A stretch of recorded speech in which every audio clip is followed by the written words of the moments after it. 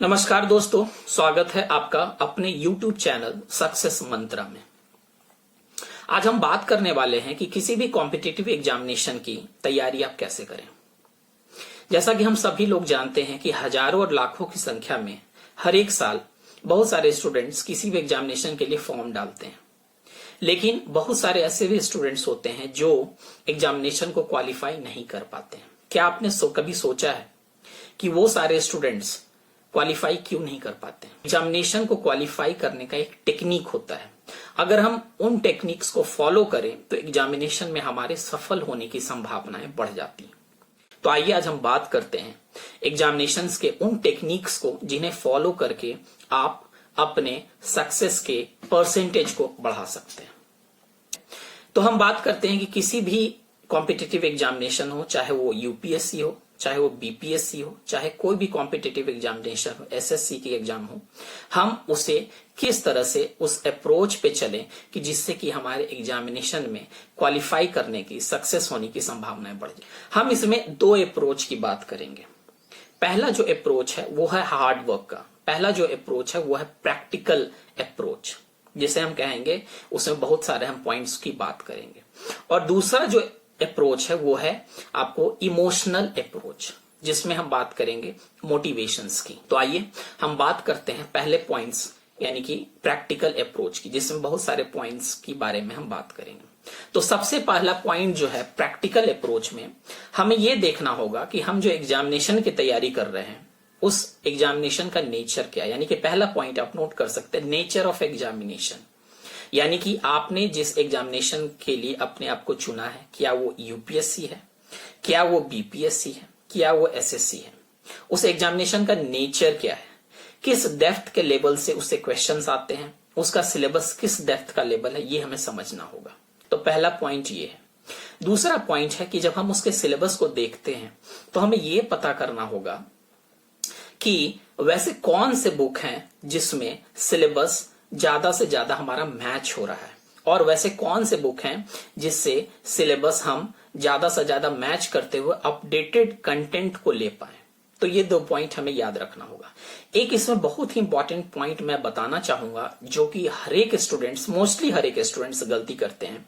वो क्या करते हैं, बाजार से बहुत सारे बुक्स को खरीद के ले आते हैं, और जब पढ़ने की बात आती है तो हार्डली वो एक दो बुक पढ़ पाते हैं।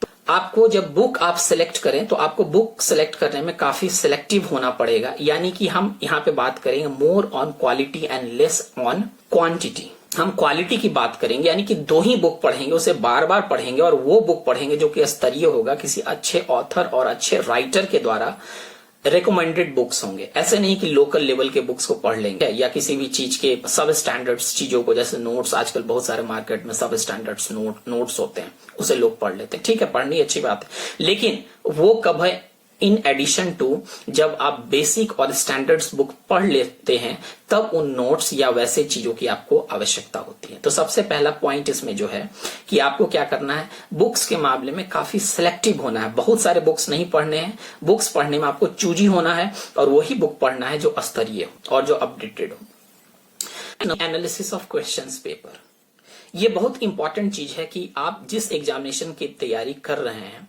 उसके पेपर को, आपको पिछले साल के जो इतने सारे पेपर्स हैं, कम से कम 4-5 साल के पेपर को आपको एनालिसिस करना होगा।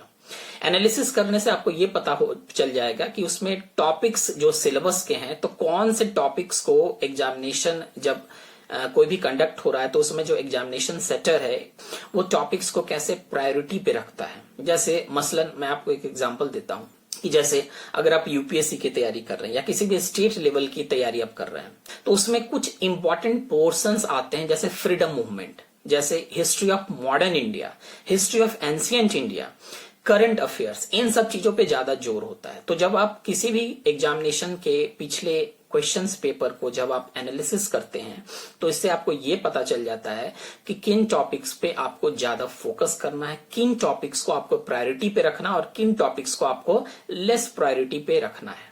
फोर्थ जो नंबर है वो है एनालिसिस ऑफ सेल्फ। जब आप क्वेश्चन पेपर को एनालाइज करते हैं तो आप आपकी स्थिति क्या है, आप कहाँ हैं, यानी कि आपकी स्ट्रेंथ क्या है, आपकी वीकनेस क्या है, ये आपको नोट डाउन करना होगा। सपोज दैट मैं किसी भी एग्जामिनेशन के पेपर को एनालाइज कर रहा हूं और उस एनालिसिस में मैं पाता हूं कि हिस्ट्री तो मेरा अच्छा है, लेकिन ज्योग्राफी में मैं वीक हूं, इकोनॉमिक्स में मैं वीक हूं, पॉलिटिकल साइंस में वीक हूं। तो इस तरह से आप अपनी प्रायोरिटी के बाद ये देखेंगे कि अपने स्ट्रेंथ और वीकनेस को आप एनालाइज करेंगे। आपकी जो स्ट्रेंथ है उसको रिवीजन के द्वारा और स्ट्रेंथनिंग करेंगे, और जो चीजें आपकी कमजोर हैं, वीक है, उसको आप प्रायोरिटी के द्वारा अगेन उसको क्या करेंगे, स्ट्रेंथ करेंगे। नेक्स्ट जो है पॉइंट कि बाय प्रैक्टिसिंग ऑफ सेट्स और पेपर्स, यानी कि जब आप सिलेबस आपने देख लिया, सब कुछ कर लिया, पिछले साल का पेपर भी देख लिया, तो नेक्स्ट जो पॉइंट है कि आप पेपर्स के सेट को या पिछले साल के क्वेश्चन पेपर्स को बनाएं, और बनाने के बाद ही आपको ये पता चलेगा कि भाई इसमें भी मेरे स्ट्रेंथ और वीकनेस कहाँ है, किन पोर्शंस को मैं सॉल्व कर पा रहा हूं और किन पोर्शंस को मैं सॉल्व नहीं कर पा रहा हूं। तो ये सारे ऐसे पॉइंट्स। और नेक्स्ट जो पॉइंट है जो कि बहुत इंपॉर्टेंट पॉइंट है और किसी भी एग्जामिनेशन के लिए आप समझ लो कि रामबाण है, जो है रिवीजन, और जिसे मोस्टली स्टूडेंट्स या तो प्रॉपर ढंग से रिवीजन नहीं करते हैं या फिर प्रॉपर ढंग से उसको इंप्लीमेंट नहीं कर पाते। मैं आपको बताता हूं अपने एक्सपीरियंस से, जब आप किसी भी चीज को पढ़ते हो तो आप जितना एफर्ट दे रहे हो, मान लो आप 24 घंटा में 12 घंटा पढ़ रहे हो, तो 12 घंटा के एफर्ट में आपने जितना आगे बढ़ा, अगर आप रिवीजन नहीं करते हो तो फिर से 12 से आप कहां आ जाते हो, 0 पे आ जाते हो। तो this is the importance of revision, कि आपको अपने एग्जामिनेशन की तैयारी में रिवीजन को बहुत इंपॉर्टेंट रखना है। अब रिवीजन्स में भी क्या है, बहुत सारे टेक्निक होते हैं। बहुत सारे टेक्निक में क्या है, एक आप टेक्निक ये बना सकते हो कि जो आपने डे में, यानी कि पूरे के पूरे दिन में 12 घंटे आपने पढ़ाई की, तो लास्ट का जो सोने का टाइम है, लास्ट का जो आपका नाइट का पढ़ाई है, उससे पहले आप 1 घंटा क्या दें, रिवीजन पे दें। ये एक बहुत इंपॉर्टेंट है, जिससे कि आपका डेली जो आपने जो पढ़ा है, जो आपने ज्ञान हासिल किया है, उससे रिवीजन में क्या होगा, वो आपका अपडेट रहेगा। दूसरा एक रिवीजन का क्या है कि जब आप हर दिन 1-1 घंटा किसी भी चीज को रिवाइज करते हो, तो फिर क्या हो जाता है, आपके परमानेंट मेमोरी में चला जाता है, और वो फिर आप उसे कम भूलना स्टार्ट करते हो। फिर आप उसको क्या कर दो, आप उसको वीकली कर दो।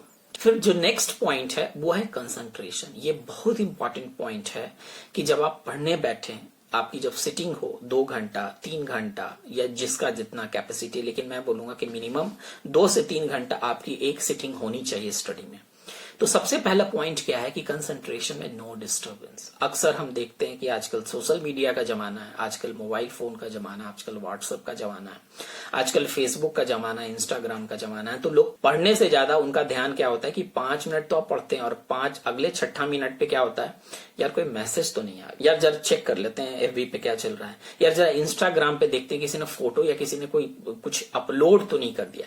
तो ये जो हमारे अंदर जो एक उत्सुकता है ना, इसे हमें कहीं ना कहीं कंट्रोल करना होगा। तो मेरा तो ये सजेशन है कि जब भी आप पढ़ना स्टार्ट करें, आप अपने फोन को या तो एरोप्लेन मोड पे या फोन को ऑफ कर दें। सबसे अच्छा है कि ऑफ कर दें या साइलेंट मोड पे रखें, या जैसे भी हो आपका ये होना चाहिए कि एक सिटिंग में जब आप पढ़ रहे हैं, सपोज मैं सुबह 5 से लेकर के 8 बजे 9 बजे तक पढ़ रहा हूं, एक सेटिंग मेरा 3 से 4 घंटे का है, तो 5 से 8 मेरा मोबाइल फोन ऑफ होना चाहिए। फिर आपका अगर 8 से 9 का ब्रेक है तो आप अपने मोबाइल फोन को यूज कर लो, देख लो जो भी करना हो। यानी कि आपके उस टाइमिंग में 3 घंटे या 4 घंटे की सिटिंग में कंसंट्रेशन इतना ज्यादा होना चाहिए कि आप फिजिकली और मेंटली दोनों तरह से आप प्रेजेंट रहो। होता क्या है, अक्सर ये देखा गया है कि जब क्लास में या कोचिंग में या कहीं भी जब बच्चे होते हैं, पढ़ते हैं, फिजिकली तो क्लास में होता है लेकिन मेंटली कहीं और होते हैं।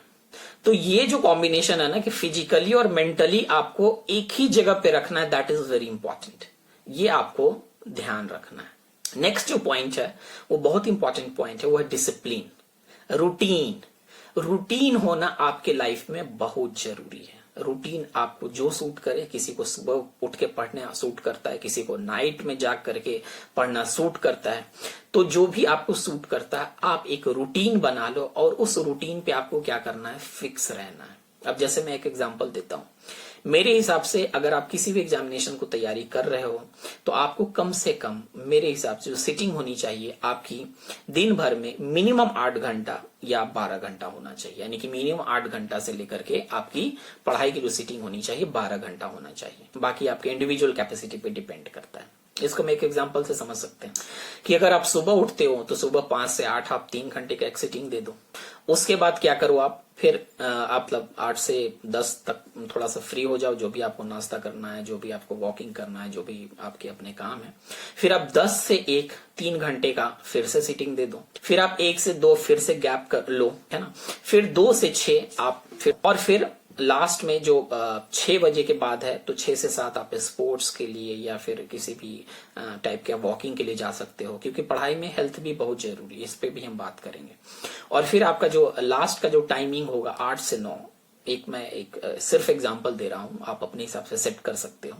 वो आपका लास्ट का सोने का टाइम से पहले रिवीजन का होना चाहिए। दैट इज वेरी इंपॉर्टेंट, क्योंकि मैंने रिवीजन का पॉइंट में ये बता दिया था कि रिवीजन कितना इंपॉर्टेंट है। अगर आप रिवीजन नहीं करते हो तो दिन भर में 12 घंटा पढ़ते हो, तो 12 घंटा को अगर आपको रिकवर करना है तो उसके लिए 1 घंटा का रिवीजन जरूरी है, अदरवाइज वो आपका 12 घंटा 0 घंटा के बराबर हो जाएगा विदाउट रिवीजन। अब जैसा कि मैंने बात किया था कि आप जब पढ़ाई पढ़ते हो, जब आप किसी भी एग्जामिनेशन की तैयारी करते हो, तो उसमें हेल्थ एक बहुत बड़ा एस्पेक्ट है।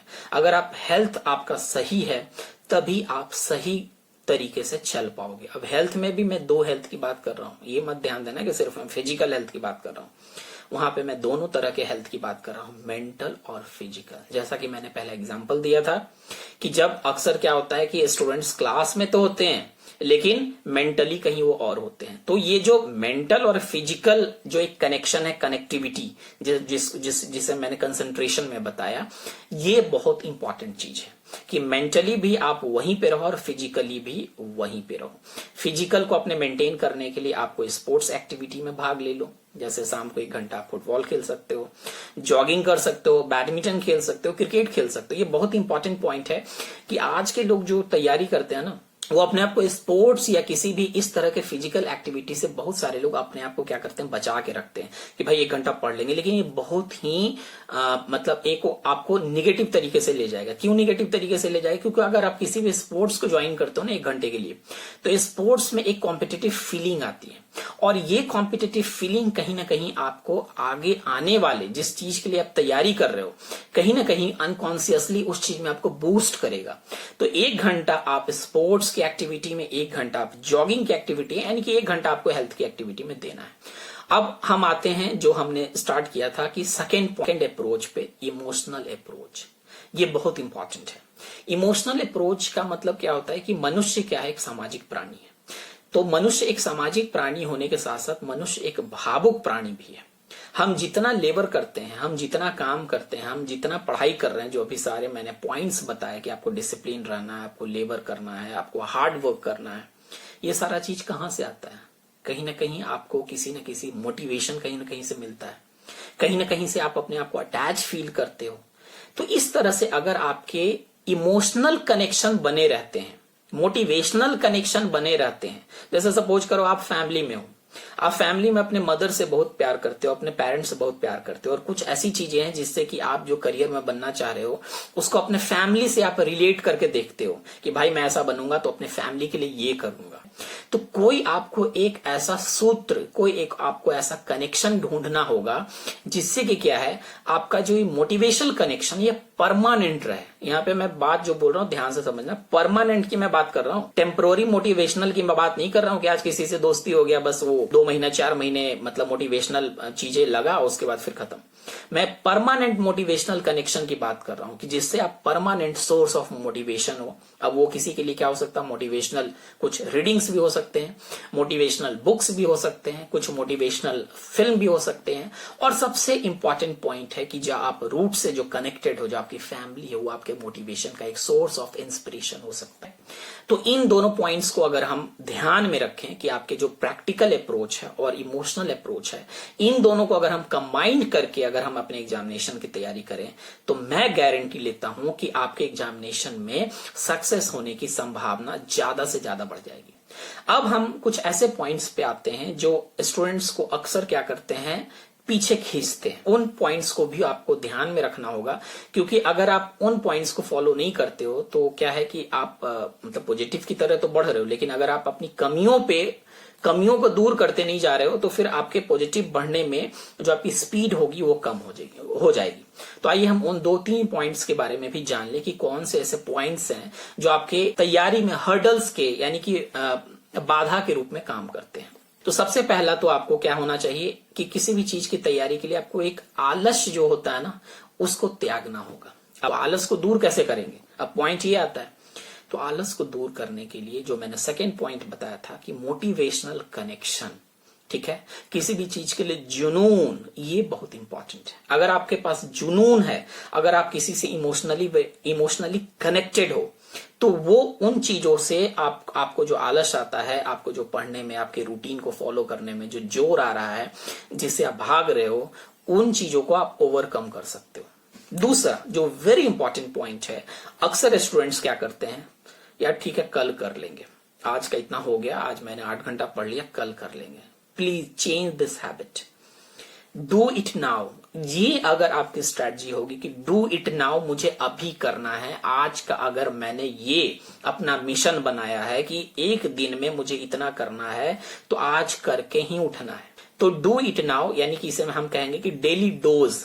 आपको जब आप सुबह उठते हो या रात में सोने से पहले ही आपको अपना डेली डोज डिसाइड करना होगा कि आज हमें हिस्ट्री पढ़ना है, तो हिस्ट्री में हमें 2 टॉपिक या 3 टॉपिक पढ़ना है। तो इस तरह से आप जब डेली डोज को डिसाइड कर लेते हो, तो इस तरह के जो हर्डल्स आते हैं, तो अगर हर्डल्स आते भी हैं तो आप अपने उस चीज को, अपने किए हुए वादे को याद करते हुए, आज सुबह तो मैंने अपने आप से प्रॉमिस किया था कि आज मुझे इतना टॉपिक कंप्लीट करना, और बिना मैं कंप्लीट किए कैसे सो सकता हूं। तो ये कुछ ऐसे पॉइंट्स थे जिनको फॉलो करके आप एग्जामिनेशन में सक्सेसफुल हो सकते हैं। अगर आपको मेरा चैनल पसंद आता है तो प्लीज लाइक करें, सब्सक्राइब करें, क्योंकि ये चैनल मेरा नहीं, ये चैनल आप लोगों का है। और इस चैनल के साथ ये मेरी गारंटी है कि आपके सक्सेस की संभावना कॉम्पिटिटिव एग्जाम्स में 100% बढ़ जाएगी।